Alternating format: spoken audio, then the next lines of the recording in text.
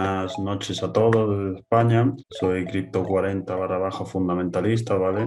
Y vamos a comenzar con la clase de análisis fundamental. En este caso nos vamos a centrar en una serie de aspectos fundamentales de Bitcoin y de cómo funciona la blockchain y qué es la minería, para posteriormente ver su reflejo a nivel gráfico, relacionando todos los conceptos que vamos a ir viendo a lo largo de la clase, para finalmente realizar un análisis de un proyecto a nivel fundamental, ¿vale? En todo caso, cualquier tipo de duda que queráis la podéis comentar por el chat, ¿vale? Y a partir de ahí vamos a ir solucionando todo tipo de dudas a lo largo de las clases, ¿vale? Como digo, en todo caso, buenas noches y vamos a comenzar con la clase de análisis fundamental, ¿vale?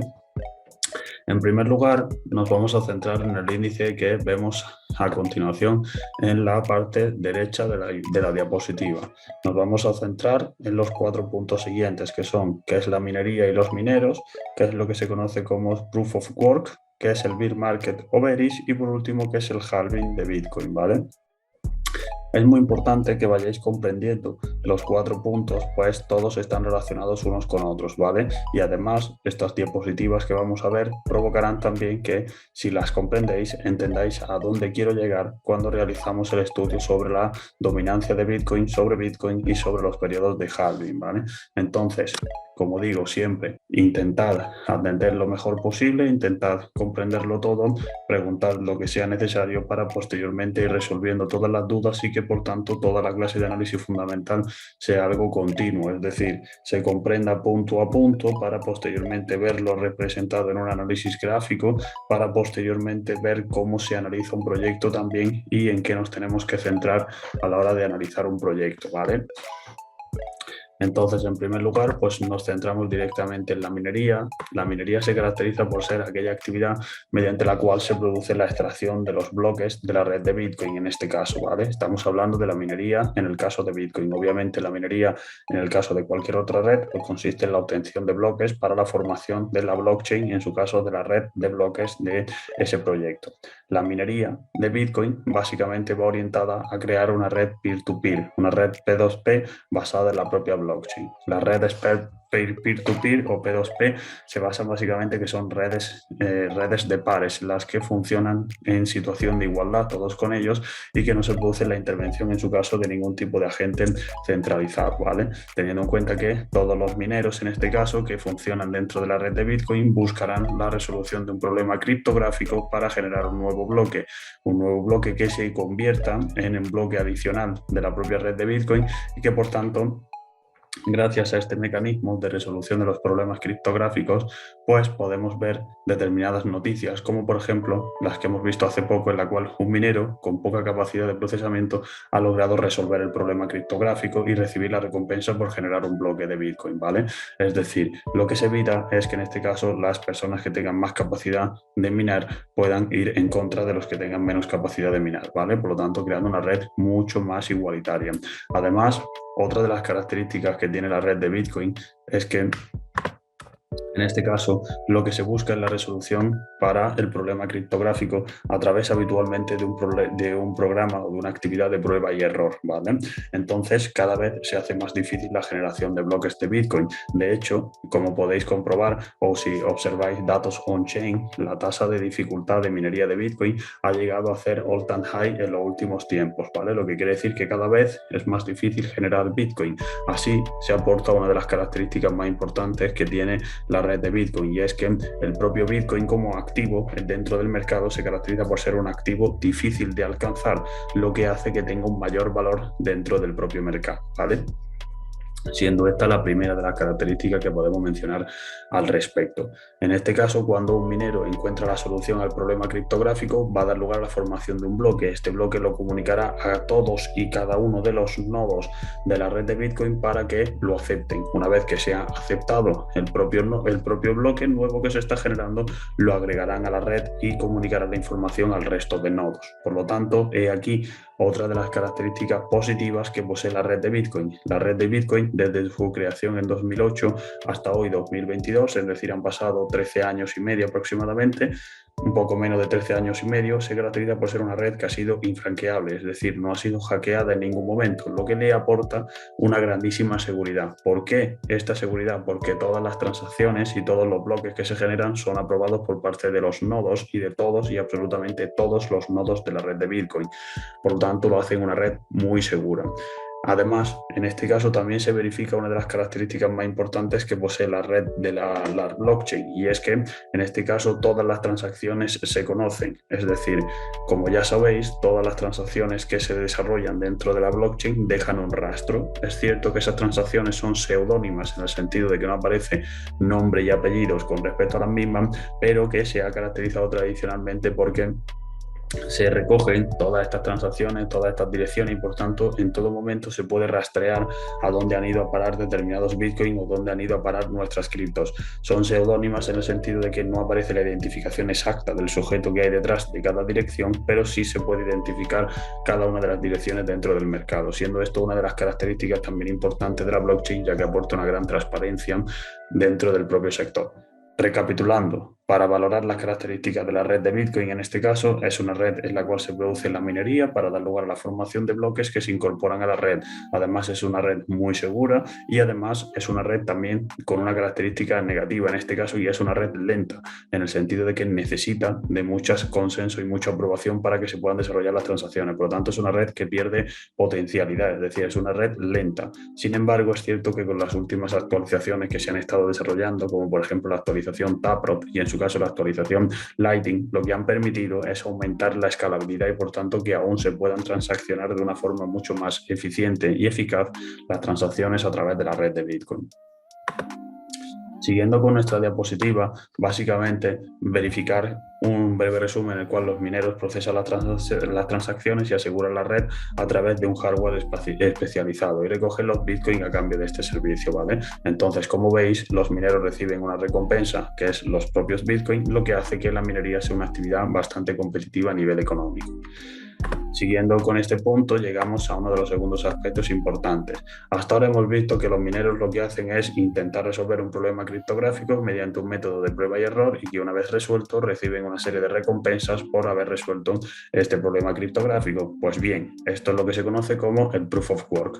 Proof of Work, traducido al español, es prueba de trabajo, teniendo en cuenta que hay diferentes tipos de criptos. Por ejemplo, Solana es Proof of History. Por ejemplo, Veracity, BRA, es Proof of View. En este caso tenemos una serie de criptos que son Proof of Stake, es decir, prueba de participación, como puede ser por ejemplo Cardano, y por otro lado tenemos otras criptos que son Proof of Work, como es Bitcoin, como es Ethereum, como es Chainlink, como es Syscoin. Es decir, son criptos que se tienen que minar para dar lugar a la generación de nuevas criptos, ¿vale? Entonces, cuando en otra ocasión os pregunten si hay staking de Bitcoin o si hay staking de, por ejemplo, Litecoin, pues podéis decir que no existe. ¿Por qué? Porque son Proof of Work, no se generan mediante el staking, se generan mediante la minería. Siguiendo con el Proof of Work, básicamente el Proof of Work es la forma en la cual se recompensa al cliente por un trabajo que el cliente desarrolla, es decir, es similar a lo que se produce con los mineros. Gracias a este Proof of Work, lo que se evita en su caso es la participación de clientes maliciosos o de clientes maliciosos que quieran impedir el desarrollo de la red. Un ejemplo muy útil es lo que se conoce como el famoso CAPTCHA que se establece a la hora de entrar a determinadas páginas web, ¿vale? Pero como digo, el Proof of Work básicamente se centra en una recompensa por trabajo que se establece a favor de los mineros que van a generar Bitcoin derivado en su caso de la actividad de minería que desarrollan.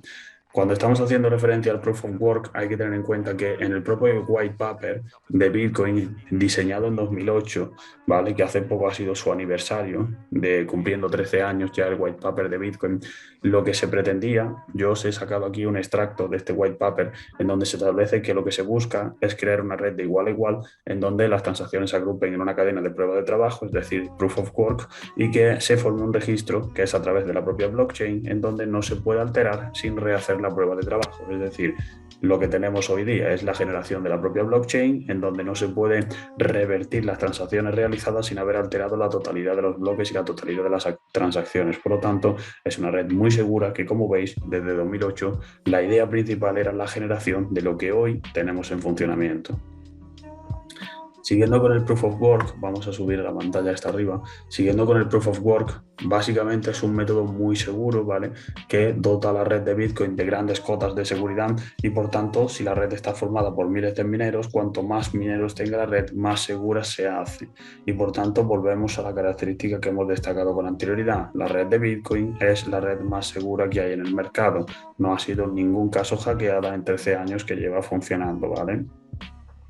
Además, se caracteriza básicamente porque se aplica una gran resistencia para la denegación de servicios, es decir, para aquellos que van en contra del buen desarrollo que se está produciendo dentro de los servicios de la red. Una de las características más negativas que habéis podido escuchar, especialmente en la caída de mayo, es que la red de Bitcoin consume mucha energía y por tanto se ha criticado considerando que es un activo poco limpio con el medio ambiente y por tanto entra bastante food desde este punto de vista. Como digo, a mi parecer no es más negativo para el medio ambiente que otra serie de activos, es decir, hay activos mucho más contaminantes y mucho peores de lo que es Bitcoin. Sin embargo, como ya sabéis, no interesa apoyar a Bitcoin desde determinados sectores de la sociedad, pero sí es cierto que es una característica negativa y por ello, por ejemplo, Ethereum, según su actualización, en caso de que llegue algún día, pues llevamos bastante tiempo esperándola, su idea es dejar de ser una cripto Proof of Work y pasar a ser una cripto Proof of Stake, de prueba de participación, ¿vale? Para abandonar la minería y en su caso permitir un mejor desarrollo más limpio del proyecto. Pero como digo, es simplemente una característica adicional de Bitcoin que había que destacar entre todos los que estamos aquí presentes, ¿vale? Posteriormente os quería representar lo que se conoce como el bear market o bearish, ¿vale? En este caso, y aunque ahora os parezca que no viene a cuento mencionar este aspecto, cuando hablamos del bear market, el bear market es un periodo, un ciclo que se produce habitualmente en el mercado en donde, al igual que en cualquier otro mercado, bursátil o cualquier otro mercado, son tendencias bajistas que se producen especialmente en el mercado en donde se opera especialmente a la baja para intentar obtener beneficios, ¿vale? Los ciclos de mercado son básicamente patrones o tendencias que se producen en el mercado y que por tanto en caso de conocerlos podemos tener una cierta capacidad para anticiparnos a lo que se puede producir en ellos. Como digo, parece que ahora mismo hablar de un bear market no tiene sentido, pero poco a poco, especialmente con el ejemplo gráfico, veréis que sí que tiene sentido hablar de bear market y en su caso hablar de cuándo se produjo y qué podemos esperar para los próximos meses o en su caso por qué se están produciendo tales caídas o por lo menos tener una pista de por qué se producen ellas. Como siempre decimos, a la hora de hacer un análisis lo que tenemos que buscar es que existan grandes probabilidades a nuestro favor, pues cuantos más herramientas conozcamos que podamos aplicar, podemos verificar que existen más probabilidades a nuestro favor que en su caso en contra, ¿vale? Por último, vamos a hablar de lo que es el halving, ¿vale? Hasta ahora hemos visto, para hacer una recapitulación antes de entrar a valorar lo que es el halving, hemos visto que la red de Bitcoin es una red que se generan los bloques mediante la minería, que cada minero mediante el sistema de prueba y error intenta resolver un problema criptográfico y que una vez que resuelve el problema criptográfico se genera un bloque que una vez aprobado por todos los nodos pasa a formar parte de la red de Bitcoin, recibiendo el minero, debido a que estamos ante una red Proof of Work, una recompensa en forma de Bitcoin por haber generado estos bloques, ¿vale? Pues bien, teniendo eso claro, llegamos a lo que es el halving. El halving es el proceso en el cual se reduce a la mitad la recompensa que reciben los mineros por la generación de cada uno de los bloques, ¿vale? Entonces, en este caso se hace, como ya hemos dicho antes, otra de las características importantes de Bitcoin y es que cada vez se va a lanzar menos Bitcoin al mundo. ¿Por qué? Lo primero porque Bitcoin tiene un límite máximo o un suministro máximo de 21 millones de Bitcoin, ¿vale? Actualmente nos encontramos en 18,9 millones de Bitcoin ya en circulación, lo que quiere decir que lo restante hasta llegar a los 21 millones se va a emitir, como ya os digo yo, en un plazo de 118 años. ¿Por qué?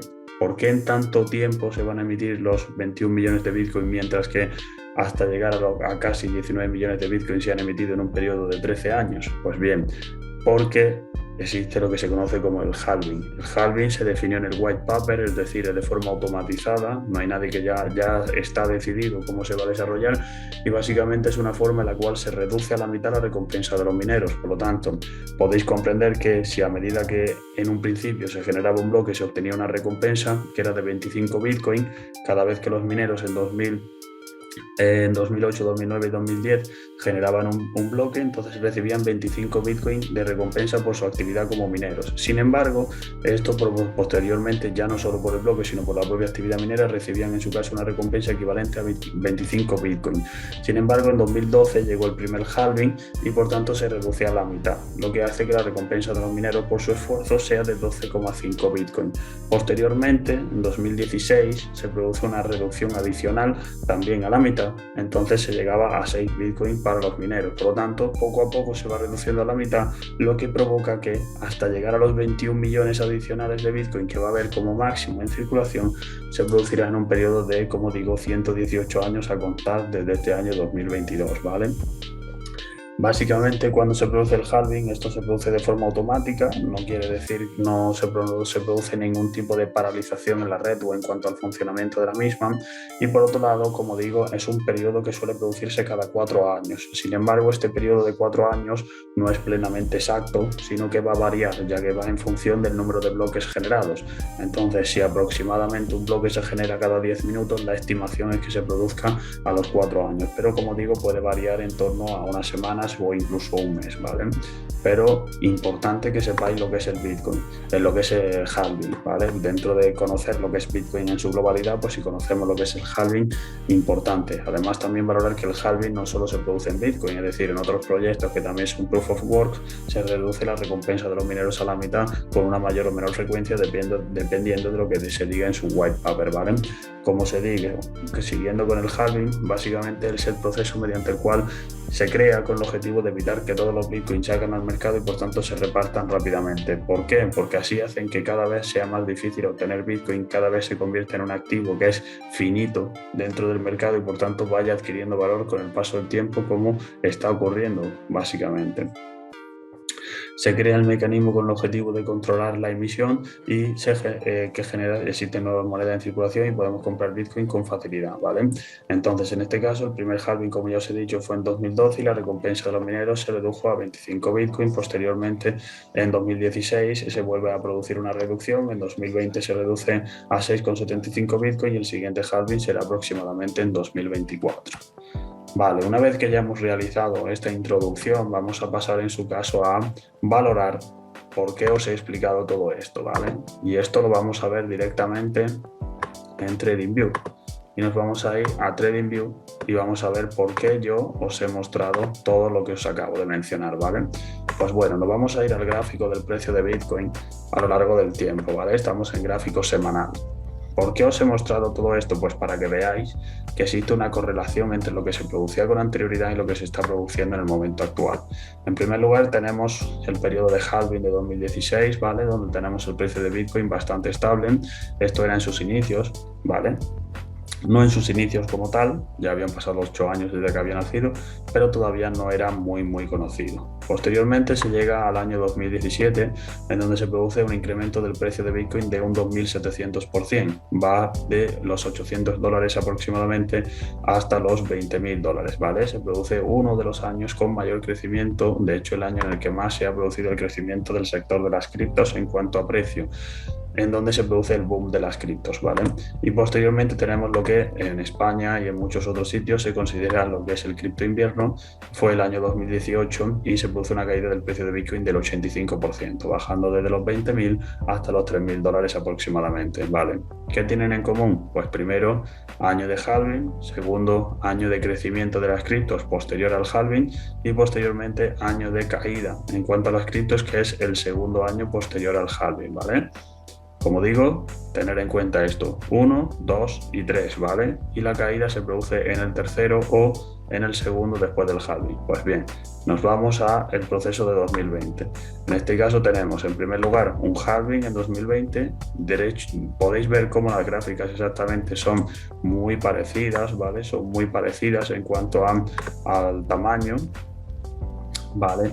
Y en este caso se produce, pues como veis aquí, pues año de halving en 2020. ¿Qué se produce en el primer año después del halving? Pues lo mismo que se produjo en 2017, un boom de las criptos muy importante, en donde se produce un primer máximo que llegó en abril de $64.000 y posteriormente otro que llegó en noviembre de $69.000.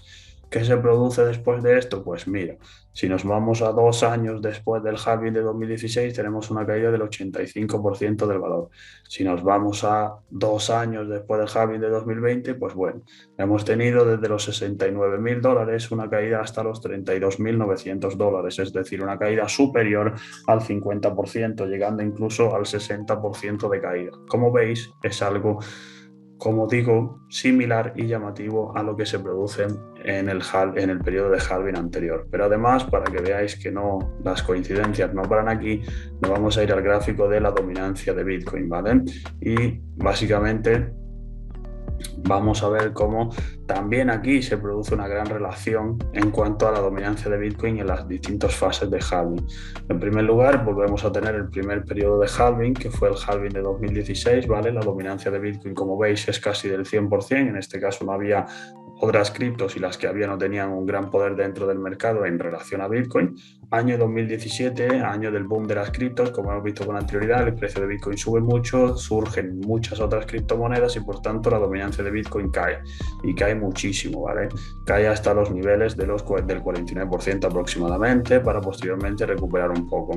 ¿Qué se produce en los dos años después del halving? Es decir, halving, un año después del halving, 2 años después del halving, se produce lo que conocíamos como el cripto invierno, en donde la dominancia de Bitcoin lo que hace es recuperarse. Mientras que el precio cae, pues obviamente si el precio de Bitcoin cae, cae el precio de las altcoins, pues entonces lo que se produce es un incremento de la dominancia, ¿vale? Como veis, repuntó de una forma muy importante desde el mínimo más bajo que ha tenido en la historia, que es el 35,68%, ¿vale?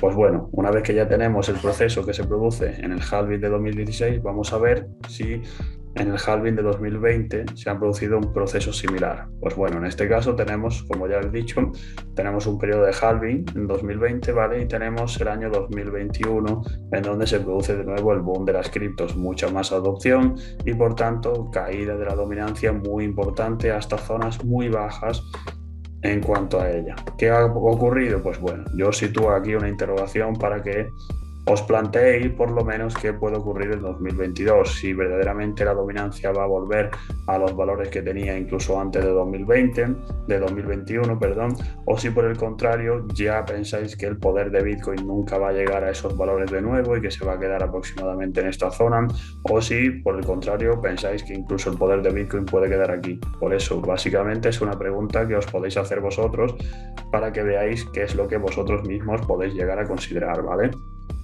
Como digo, yo lo que quería básicamente mostraros es la relación que puede existir en su caso entre la dominancia, Bitcoin, el precio de Bitcoin y en su caso los periodos de halving, ¿vale? Que como hemos visto antes en el PowerPoint tienen una importancia muy destacada, ¿vale? Entonces, una vez que ya hemos visto las diapositivas, una vez que ya hemos visto en su caso el gráfico en el cual se relaciona la dominancia de Bitcoin, se relaciona el precio de Bitcoin y en su caso los periodos de halving, ¿vale? Una vez que ya hemos finalizado toda esta enseñanza práctica y teórica del funcionamiento de Bitcoin a nivel de las clases fundamentales y que creo que os van a servir, o por lo menos he aportado una herramienta que podéis utilizar en un futuro, vamos a pasar a realizar un análisis de un proyecto, ¿vale? A nivel fundamental. Nos vamos a centrar en verificar qué es lo que yo como analista busco a la hora de analizar un proyecto y en qué cosas me centro, ¿vale? Entonces, en primer lugar, lo que tenemos que acudir es a CoinMarketCap, ¿vale? Es decir, lo habitual para buscar un proyecto, especialmente si es un proyecto que ya se encuentra en el mercado, es acudir a CoinMarketCap o en su caso a CoinGecko, ¿vale? Ambas dos son adecuadas para la búsqueda de proyectos y que podáis en su caso acceder a todo tipo de información sobre el propio proyecto. En este caso, como digo, el proyecto que vamos a utilizar para el análisis es Elrond o EGLD. Básicamente he utilizado un proyecto que supongo que conoceréis la mayor parte de vosotros, que se encuentra en Binance y que básicamente su equipo trabaja bastante a lo que es la nivel web para que todas las personas puedan acceder a todo tipo de información. A continuación ya vamos a comenzar a realizar el análisis fundamental y, como decía, voy a centrarme en aquellos aspectos que para mí son los más importantes a la hora de analizar un proyecto. En primer lugar, hay que centrarse en cuál es la capitalización de mercado La capitalización de mercado de Elrond actualmente es de 3,7 billones de dólares aproximadamente.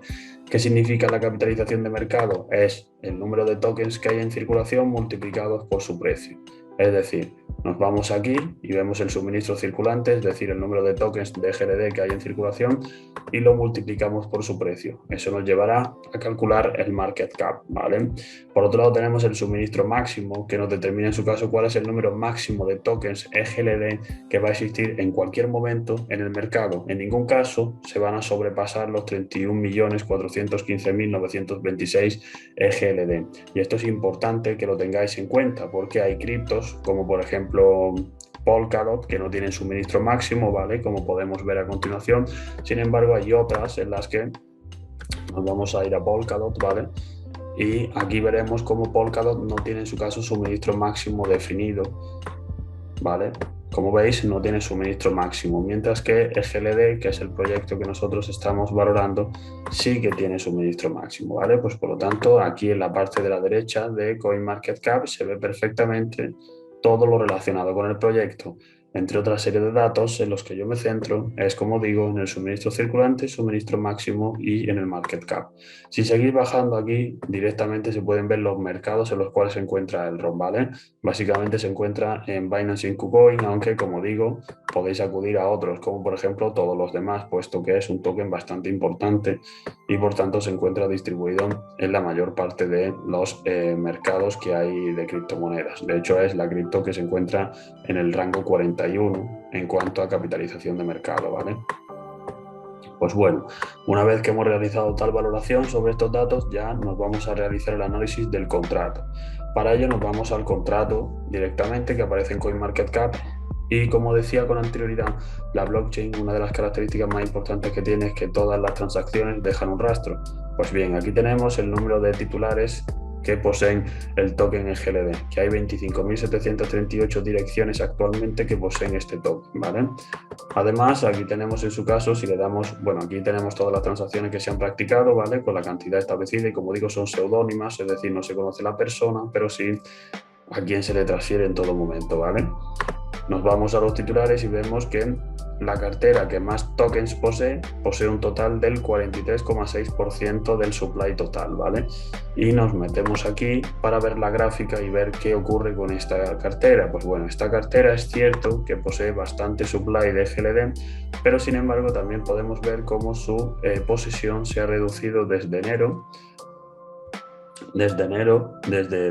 junio hasta noviembre, ¿vale? Entonces lo que se está produciendo es una reducción a más del 50% de su posesión. Por lo tanto, podríamos considerar que no es un aspecto llamativo a tener en cuenta como precaución, puesto que es una cartera que está disminuyendo su supply. Por lo tanto, puede ser la cartera encargada de llevar a cabo la emisión de los tokens, ¿vale? Entonces, una vez que hemos realizado el análisis sobre el proyecto, sobre el contrato, que como vemos se puede vincular a MetaMask, ¿vale? Pues nos vamos directamente a la web de Elrond, a la web de GLD, ¿vale? En este caso, una vez que tenemos que ya estamos en la red, en la web nos centramos en varios aspectos. La primera de ellas, cada vez que queramos invertir en un proyecto, si queremos hacerlo de una forma adecuada, tenemos que acudir a su red. Como veis, en su página web se mostrará todo tipo de información relativa al propio proyecto, es decir, cuáles son los tokens, en qué funciona el token, cuál es la red, cuál es la actividad que desarrolla la propia red. Todo lo que tiene de importante el token Elrond te lo van a mostrar de una forma interactiva en su página web. Digo de una forma interactiva porque, como vamos a ver a continuación, podemos adentrarnos aún más en el proyecto, como vamos a hacer nosotros, pero de cara a los inversores menos experimentados, pues básicamente la página web te aporta la información que el proyecto quiere que veas y que básicamente te representa en su caso pues los aspectos más relevantes y más llamativos de forma resumida. Aquí tenemos en su caso los socios del proyecto, ¿vale? Como podéis ver ahí, y aquí pues, por ejemplo encontramos Crypto.com, encontramos Band Protocol, Chainlink, Travala.com, que es de viajes, ¿vale? Encontramos una gran cantidad de proyectos que actualmente colaboran. Aquí tenemos Polygon, la red de Matic, ¿vale? Que actualmente colaboran en su caso con el token Elrond y con su red, ¿vale? Y por tanto, bastante importante analizar los socios del proyecto. Obviamente, un proyecto que tenga socios que son muy destacados dentro del mercado, pues obviamente será mucho más adecuado para el proyecto que estamos investigando. Otro de los aspectos importantes a tener en cuenta es lo que se conoce como la economía de fichas o, en su caso, el tokenomics, ¿vale? Cuando realizamos un estudio del tokenomics nos centramos especialmente en ver cuál es el número de tokens que hay en circulación. Como veis, en la página web nos manda directamente a CoinMarketCap, donde nos encontrábamos con anterioridad. He seleccionado este proyecto porque podemos encontrar el tokenomics de una forma bastante sencilla y es básicamente nos dirige la página a CoinMarketCap. En este caso, como veis, nos establece cuál es la forma en la cual se van a distribuir los tokens, ¿vale? Cómo se vendió el suministro inicial, cuando se produce. También es muy importante conocer cómo se lleva a cabo las liberaciones de los tokens, ¿vale? En función de los porcentajes que se hayan entregado, cómo se liberan. Aquí este 50 se libera inmediatamente, otro 50 se libera cada 6 meses, ¿vale? Entonces es importante conocer cuándo se liberan los tokens. ¿Por qué es importante conocer cuándo se liberan los tokens? Porque, por ejemplo, en el caso de Oasis Protocol, que es ROSE, que muchos de vosotros conoceréis, en noviembre se produce la entrada al mercado de 1,5 billones de tokens ROSE, ¿vale? Para muchas personas era una señal bajista en el sentido de que se iba a producir un aumento de la oferta del token y, por tanto, podría ir acompañada de una minoración en cuanto a la demanda y, por ello, una caída en cuanto al precio. Sin embargo, se produjo todo lo contrario. ¿Por qué? Pues porque el propio equipo del proyecto lo que hizo fue decir, vale, nosotros vamos a aumentar la oferta de tokens porque vamos a poner en marcha un 1,5 billones de tokens al mercado. Sin embargo, ¿cómo podemos hacer para que, aunque hayamos aumentado la oferta, el precio del producto aumente? Pues aumentando la demanda mucho más que la oferta. Entonces, ¿qué hicieron? Pues sacaron dos noticias muy importantes, que fue la primera de ellas, la asociación con Facebook para el desarrollo del metaverso, y la segunda de ellas fue un fondo de inversión de más de 160 millones de dólares en el proyecto, lo que provocó que, aunque se liberasen tokens, se produjera un aumento de la demanda mucho más importante que el aumento de la oferta, y por tanto el precio no es que bajase, sino que en su caso duplicase su valor, ¿vale? Entonces, por eso es muy importante conocer cuándo se liberan los tokens, porque habitualmente se van a producir cosas cercanas a esas fechas, ya sean positivas o negativas. Siempre que estemos invirtiendo en un proyecto, cuanto más informados estemos sobre el mismo, mucho más adecuado será, ¿vale? Pues como digo, aquí en este caso, en el token Elrond, aparece directamente en CoinMarketCap la forma en la cual se liberan los tokens y cuáles son los porcentajes de asignación. Como digo, en la mayor parte de los proyectos no aparece en CoinMarketCap, sino que aparece en los documentos del proyecto y por tanto vamos a irnos directamente a estos documentos, ¿vale? Entonces tenemos aquí, seguimos con la métrica de fichas, vemos básicamente en qué intercambio se encuentra listado el token, ¿vale? Que esto también es importante a la hora de buscarlo. Y por otro lado vamos a ver también, aquí encontramos lo que se conoce como el blog de Elrond, vaya, es decir, donde se publican las noticias más recientes sobre el propio proyecto. Podemos irnos directamente desde aquí, ¿vale? Y aquí tenemos en su caso el blog de Elrond, que esto suele aparecer en la mayor parte de los proyectos, en donde se ven pues directamente cómo podemos acceder a la información. Aquí esta noticia es del 26 de enero de 2002, así que es bastante reciente, 19 de enero de 2022, ¿vale? Es decir, están continuamente actualizando el proyecto y por tanto es bastante importante que si vamos a invertir en un proyecto y queremos estar al fondo metidos en él, pues obviamente lo importante será conocer toda la actualidad del proyecto, ¿vale? Entonces, a través de su página web encontramos las noticias, encontramos los exchanges en los que se encuentra listado, encontramos la métrica de fichas o en su caso el tokenomics, encontramos de qué va el proyecto, para qué funciona, sus socios, ¿vale? Pero, como digo, lo más importante a la hora de realizar el estudio de un proyecto es obviamente acudir al white paper. Como ya os he dicho antes en la explicación sobre Bitcoin, yo os sacaba un extracto sobre el white paper de Bitcoin. Pues bueno, aquí tenemos el white paper de Elrond. Para todas aquellas personas que no conozcan inglés o que no tengan una gran habilidad en cuanto al término y vocabulario de inglés, pueden acudir directamente a pueden acudir al white paper. Sin embargo, si es complicado para comprenderlo, pueden acudir a lo que se conoce como los documentos. Aquí habitualmente se traduce todo tipo de información, ¿vale? Y por tanto podemos acceder a ello. Como veis, aquí aparece todo tipo de información que es Elrond, ¿vale? Posteriormente, en qué se diferencia Elrond del resto de proyectos, cuál es la hoja de ruta, es decir, cuál es el roadmap, qué es lo que buscan para el cuatrimestre. Por ejemplo, aquí tenemos para el segundo trimestre de 2022 la gobernanza en cadena y el replanteo fase 4, ¿vale? Es decir, cuáles son las características más importantes que tiene el proyecto y cuáles son los objetivos que busca desarrollar. Todo esto, cuál es su tecnología, ¿vale? Encontramos aquí pues toda. Además también tenemos, gracias en el propio ecosistema de Elrond y en sus documentos tenemos una comparación con otros proyectos para que nosotros como inversores decidamos si queremos invertir, por ejemplo, en Elrond o invertir en Cívica, invertir en Definity, por ejemplo, podemos también decidir sobre invertir en Algorand, ¿vale? Pero todo ello comparando en su caso con el proyecto Elrond, ¿vale? Pues como digo, todo esto aparece en los documentos y es una buena forma de, si por ejemplo no tenemos conocimientos de inglés de forma bastante avanzada, podemos comprender esta información, pues directamente se traduce de una forma bastante sencilla, ¿vale? Entonces, importante poder acceder en su caso a los documentos del proyecto y por tanto poder acceder a todo este tipo de información. Otra cosa que quiero destacar del token Elrond, o que también podemos encontrar aparte de ello, es meternos a estudiar el equipo. Si nosotros vamos a invertir en un proyecto, es muy importante conocer el equipo que hay detrás del proyecto.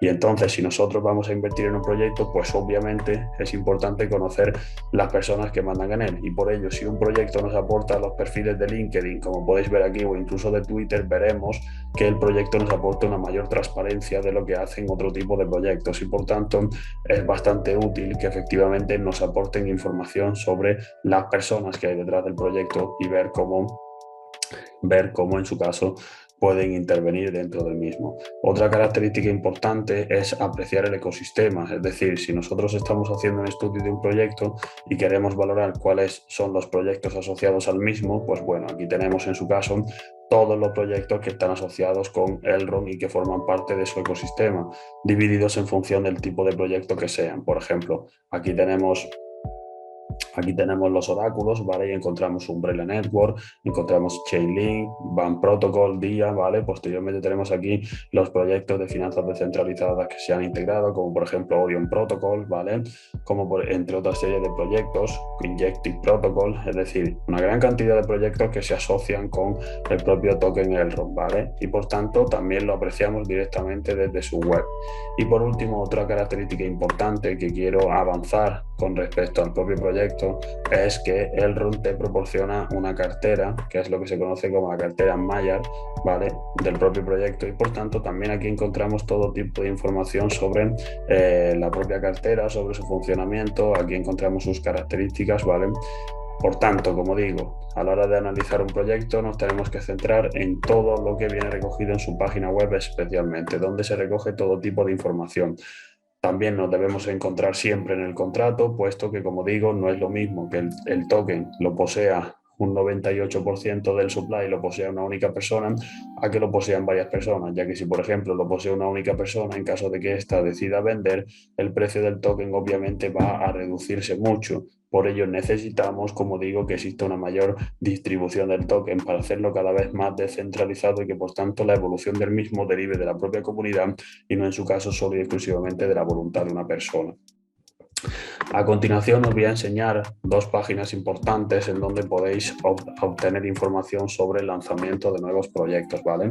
Aquí he seleccionado la primera, que es EcoDrops, ¿vale? En ella la buscáis en vuestro buscador y podéis ver cómo directamente os manda a una página en donde se ven las ICOs, las Initial Coin Offering, ¿vale? Las ofertas iniciales que se encuentran en activo. Posteriormente tenemos las próximas ICOs que se van a lanzar y las ICOs finalizadas, ¿vale? Entonces, en este caso, por ejemplo, si queréis investigar sobre cualquier proyecto, pues podéis utilizar la misma mecánica que yo he dicho para analizar proyectos en relación con cualquiera de ellos, ¿vale? Para que así podáis incluso adquirir los proyectos antes de que se lancen al mercado, para que no exista ningún tipo de problema e incluso podáis anticiparos a una explosión en cuanto al precio una vez que se listen en los exchanges importantes, ¿vale? Y posteriormente os voy a mostrar otra otra página donde también podéis encontrar este tipo de lanzamiento de proyectos. Esta página es DAO Maker, ¿vale?